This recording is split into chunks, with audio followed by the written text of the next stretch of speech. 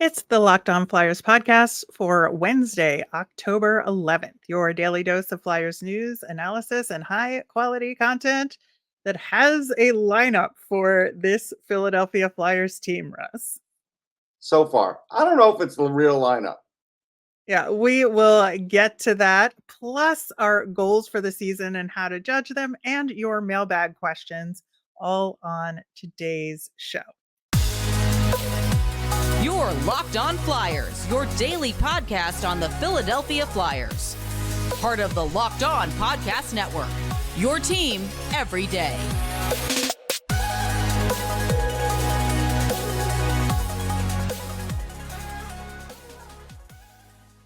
Hey there, and thanks for making Locked On Flyers your first listen every day. I am Rachel Donner. You can find me on the app formerly known as Twitter at @rmiriam. I'm here as always with Russ Cohen, who's on all your favorite social media apps at Sportsology.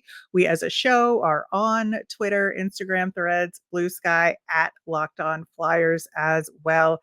Today's episode is brought to you by Sleeper. Download the Sleeper app and use the promo code LOCKEDONNHL to get up to $100 match on your first deposit. Terms and conditions apply. See Sleeper's terms of use for details. You can find us over on YouTube or on the SiriusXM app. Anywhere you listen to podcasts, subscribe to get our latest episode as soon as it's available here on the Locked On Podcast Network, your team every day. Russ, the Philadelphia Flyers roster is done? Question mark. Yes, I think that's correct. is where we're getting at here. Of course, they had to release a final roster for the league rules, and Bobby Brink and Emil Andre make the final cut here. So far, Yes. Brink is Well, safe. for Emil Andre's probably not safe. That's my gut feeling. I feel like Ristolanen's gonna all of a sudden on Thursday be healthy, and he's gonna be the guy that's in there. Then it's a matter of, at that point, do they feel safe sending Sandstrom down because all the goalies have passed? And if they feel safe, then Sandstrom will go down and he will make the team. But if not, then he won't make the team. And so it's like, to me, it's like it's on the edge for this guy. Right. I think it will be interesting to see how all of that develops. You did mention Felix Sandstrom, and the Flyers carried 3 goalies in their final roster, much like we were talking about over the last week or so, that they might end up doing that to protect him and, maybe to cover for Carter Hart being sick, according to the team. Yes. Yeah, sorry. But I feel a little sickness coming on. considering 5 NHL teams rostered 3 goaltenders, I think we can see what's going on there, right? Oh, yeah. It's a pattern. We know. We've been talking about it for a couple shows now.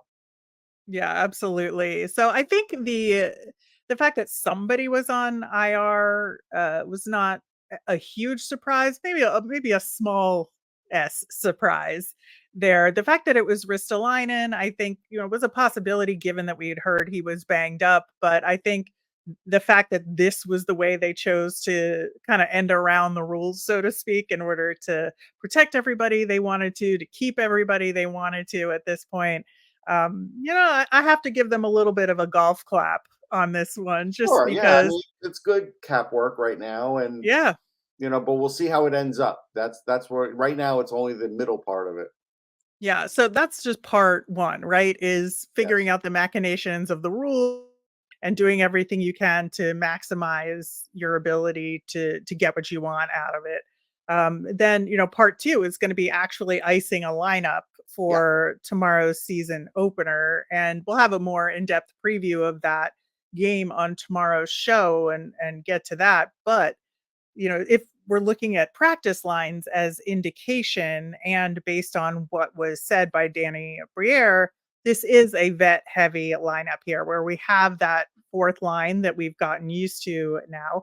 Brink in on the top line with Couturier and Farabee, and Tyson Forster appears to be the odd man out.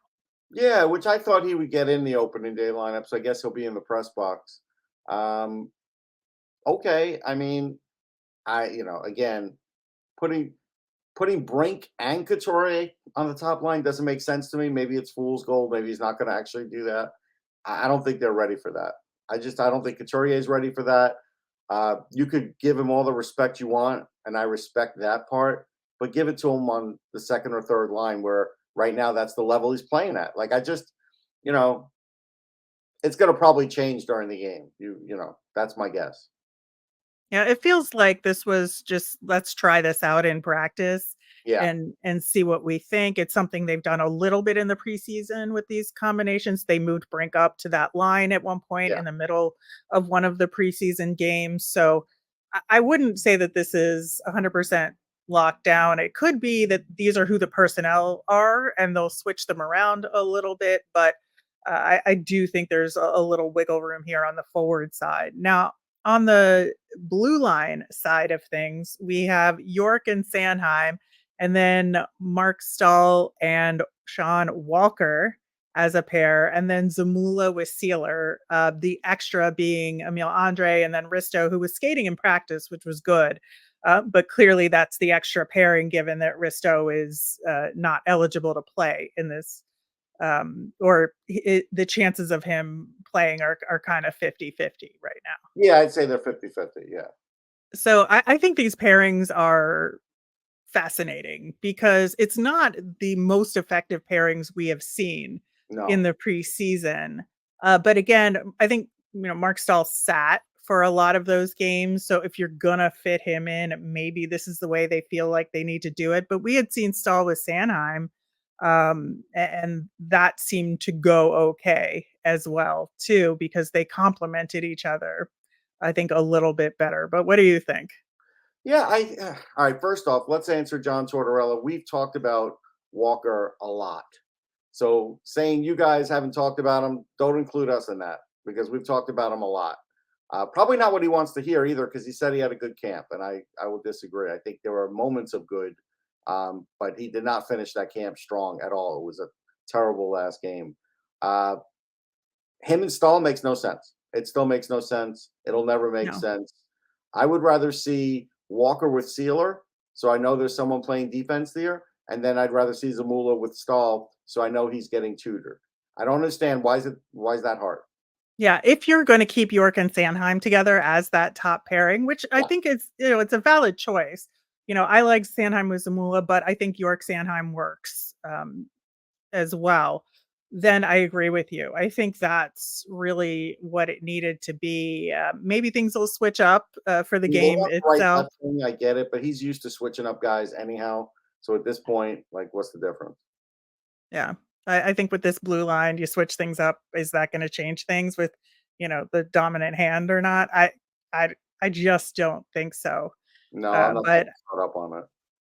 yeah, I do think this is the more critical side of things, and that's been our question this whole off season is what Yeah, is this blue line gonna look like? And, I guess, as you famously like to say, is it rearranging deck chairs on yeah, the Titanic, Russ? yeah. I But mean, it just doesn't seem like a new strategy. It really doesn't. And I look at it and I say, the part that's being underserved here is you're really limiting what Zamula might be able to do. And again, because right. Nick Sealer's a limiter, he's not going to really help you offensively. Now, it's not to say he can't get the puck up the ice, and we know he scores an occasional goal. But for the most part, that's not his game. And this just tells me is not even sure what Zamula is in his eyes. That's what it tells me. So he's just putting him in any kind of role. Yeah, I think Torts has talked about Zamula having a good camp a lot, so clearly he's paid some level of attention. Oh I no, he's think paid attention to him where he wouldn't be in the lineup. But is he a puck mover? Is he an offensive defenseman? What is he, John? Because I don't think John knows. well, that could very well be true. But I do think there's going to be some experimentation this season, and you got to Mhm. start somewhere, I guess. And so, this is the lineup that we are potentially looking at. Again, things could change, but we're going to talk a little bit more about putting the veterans into the lineup this game versus having Tyson Forster in, having Emil Andre in, etc. And how that fits into the goals for next season coming up next. The NHL season's finally here. Will the Vegas Golden Knights reign supreme again? I love the NHL, and I know you do too. That's why I want to tell you about Sleeper. Sleeper is my go-to platform for daily fantasy sports, especially daily fantasy hockey. With Sleeper, you have the chance to win 100 times your cash on daily fantasy. The NHL has never been more exciting than it is now with star players like Connor McDavid, Ovechkin, Crosby, Connor Bedard, and Cale Makar, or Flyers players like Sean Couturier and Travis Konecny. Simply select more or less based on their stats such as goals, assists, points, saves, and more. Yes, you heard me, Flyers fans. Sleepers offers 100 times payout, so start paying attention, make the right picks, and you can win big. Use the promo code LOCKEDONNHL, and you'll get up to a $100 match on your first deposit. Terms and conditions apply. That's LOCKEDONNHL. See Sleepers terms for use for details. All right, so we will have our preview of our first regular season game on tomorrow's show. Very excited to talk about that. Getting back to this lineup that we're potentially looking at versus our goals for the season. We've talked about these, but now that we have a roster, I feel like we need to revisit them a little bit just to make sure that we're on track here. And the number one goal we have always talked about is prospect evaluation. This is the season where we have to figure out what we have in the various players that we have, not just prospects, but more concentrated on the prospects because there's a lot of them, right? And we have to Right. decide who is part of the Flyers' future in this rebuild relative to the strategy for this rebuild. And I think that, you get a little nervous seeing a vet heavy lineup in game one when everybody knows that this is, or you should know, or most people know that this is the number one goal for this Flyers season, right? Yeah, it's paramount. And yeah, I just don't want the Flyers to be in this situation where things are going good early, like they're 4-5. So Torts keeps the heavy veterans in, and Danny really isn't going to tell them not to. And so then you have a problem because then the younger guys aren't getting in as much. They're getting less opportunity, and maybe they're only coming in on like the fourth line when they sit some of the older guys for that. And you're not seeing enough. I don't want it to be like last year where all of a sudden development became important after the trading deadline. It's got to be important all year long. Like if and it's up to the coach. He's going to have to balance this. You want to try and win with this lineup, that's fine, but win it with the young guys in there because you're losing for the future by playing the older guys now. You are. Right. And I think, in all of this new era of orange talk and kind of turning the page on a new Philadelphia Flyers here, I think that while we do have information from the past on what John Tortorella is as a coach and a pattern of talking up a game about playing the young guys, but actually then playing the vets, we also have to consider the stated goals of the organization and say, okay, we have to do a hard reset here and give Tortorella a chance and say, you got a blank slate this season. We know about those old patterns, but we're giving you a chance to change those patterns here. And Right. so I just want to make sure we're looking at patterns of behavior and not one game. Let's not look at this one opening night game because I think there's a lot of other factors going on here, right? It's against Columbus, his old team. It's on the Yep. road. Ivan Yep. Provorov is there, which Yep. was I think Tortorella had a huge hand in him being traded Yes. and leaving the organization. So I think that there Torts is being given a very long leash in terms of what he does for this one game. And I think we should consider that before jumping to conclusions about a pattern. That's fine. But again, it's like me. I could say, hey, you know what? I'm sick and tired of, like, let's say the New York Jets. I'm not going to be a fan anymore. And I'm sure I've said that once or twice, and then the season rolls around, and I'm still a fan. Why? Because it's what I do. And John does certain things, and he's changed a little bit over the years, but he hasn't really changed his coaching, the mindset of his coaching. What he has changed is some of the habits. He's gotten a little easier on the players at times. Ones in camp will argue with you, but it's not all changed for John. And so, yeah, he's got to prove it to me. Yeah, absolutely. I think he does have to prove it in terms of this aspect of his coaching style. And I'm going to give him that chance. But when we see the pattern, I will also be right there saying, well, the pattern is back. Right. and I just want to give him the benefit of the doubt here No, that's fair. because I think Danny Briere and the rest of management have emphasized the other side of things so much, and they've also emphasized having multiple voices in the room. And Right. so I think that we have to give them that shot, and I will absolutely do it. And but I will also recognize if a pattern shows up that maybe doesn't align with that goal of prospect evaluation. I Yeah, think I'm gonna hold you in to that. yeah, I absolutely will. Now, the other thing too is it's evaluating everybody. It's not just the prospects. So we have to really decide on guys on expiring contracts and decisions that are going to have to be made at the trade deadline in terms of do we do another year of selling at the Right. trade deadline, and what are the goals of the trade deadline in terms of return, and are we going to be a little bit more stingy because we're further along in the rebuild now, and so if we have a guy we like, we're not just going to get rid of him to get a bunch of assets for no reason. We're going to make sure it makes sense. Right. Like there's guys like right now at this point for Torts, Nick Seeler is very comfortable. Okay. But the guys that you have pushing Nick Seeler have a much higher ceiling than Nick Seeler will ever have. And you've got to give him that opportunity to do it. Same with Mark Yep. Stahl. If you don't trade Mark Stahl at the deadline, something's wrong. So I do expect him to be traded. But those are two spots that should be open the minute the deadline's over or even beforehand. And if they're not, something's wrong. Unless you're in second place and you're fighting for a playoff spot, then something's wrong. Yeah, I think so. And then I think, the general remit of being competitive. And I think that that's, a part of John Tortorella hockey is playing hard and being competitive in every game. And I think in order to get there, they're going to have to improve the power play. They're going to have to get more scoring, and they're going to have to do better on set plays. And I think Right. that's a So huge that's part of the it. thing. You just brought up something where you're saying like being competitive, and in his mind, it's probably the more vets I have, the guys who play my game, the more competitive I am. But he's probably not willing to look at those other things that are failing, like the power play. Now, the penalty kill, I do think he's going to have more shored up this year, and that's fine. Yeah. But the power play's been failing since last year, even before then. So it's like you can have anybody you want on it, and it could fail. And so it doesn't matter if it's young or old. Matter of fact, sometimes That's it's good to true. have a little youth on the power play because sometimes they'll think a little differently.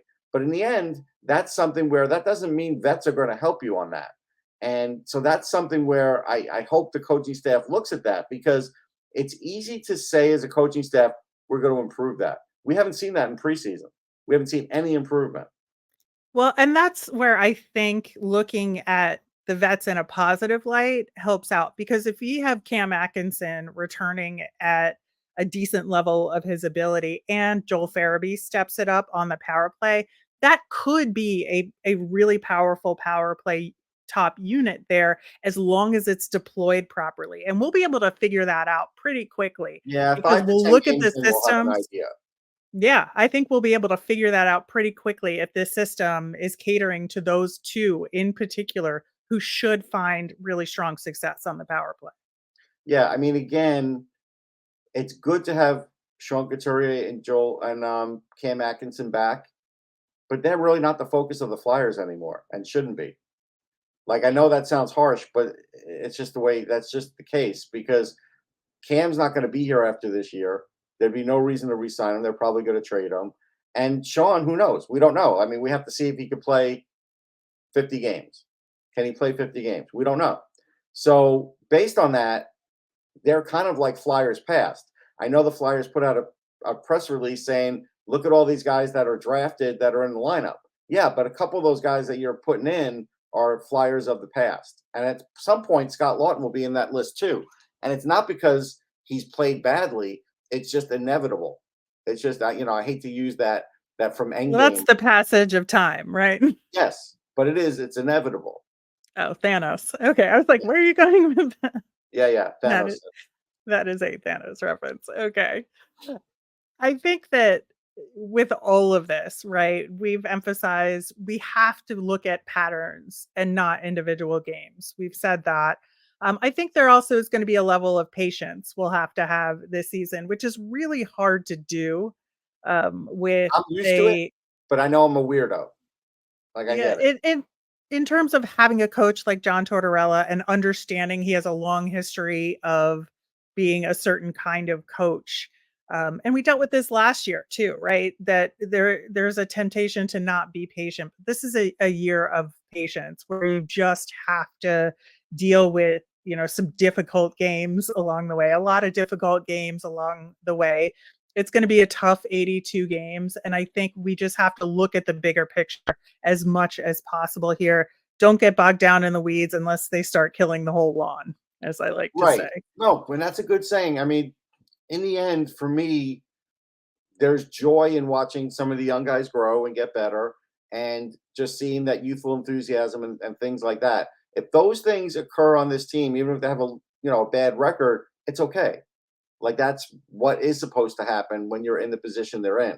If for some reason the young guys are not having fun and the vets aren't having fun and it kind of gets gloomy and doomy, then you have to look at the coach and say, all right, what are we doing here? We've got to sort of change things up. So that's where I think uh, what we're looking at. I think that's what the management staff is going to have to evaluate aside from the players. Exactly. All right. Well, we have some of your mailbag questions, some of which relate to the future of the Flyers. So excited to get to My those. crystal ball And out. yeah, we will do that coming up next.